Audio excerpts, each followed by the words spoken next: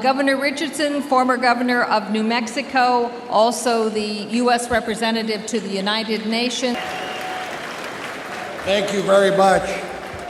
You know, the recent presidential election in Iran, do you think it was a legitimate election? It was not legitimate because there was no viable opposition. They didn't even let Rafsanjani run.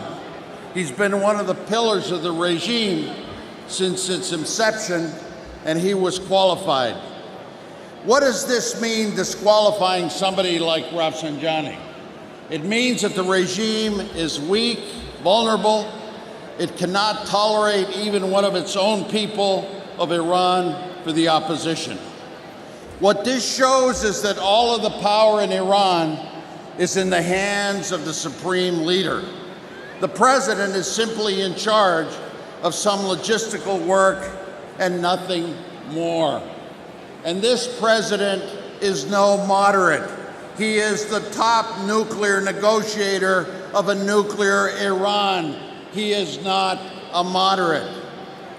The litmus test for Iran is clear. Freedom of expression, freedom of political parties, release all political prisoners, stop the nuclear program, and stop supporting the Syrian dictator. So, what should be done? The answer is simple. The time is now for regime change. Now is the time to support the Iranian people in their quest for freedom and democracy. Now is the time to support the resistance movement under Mrs. Rajani's leadership. That's what is needed. Why now is the time? First, the MEK is no longer part of the American terrorist list. Delisting was a great achievement, and we celebrate it. But now we have to move forward. What should be our next goal? The next goal should be regime change. The next goal should be an effort to advance forward.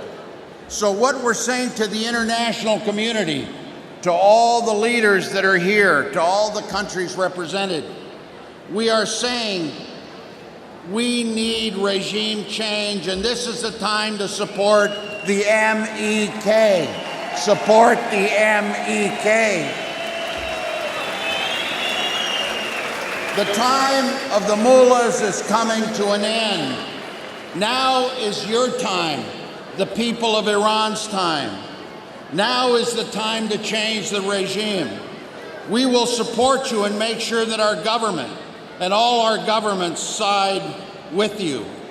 And now is the time for the international community to support the people of liberty and do everything possible for their security while they're still in Iraq. Vive la résistance iranienne!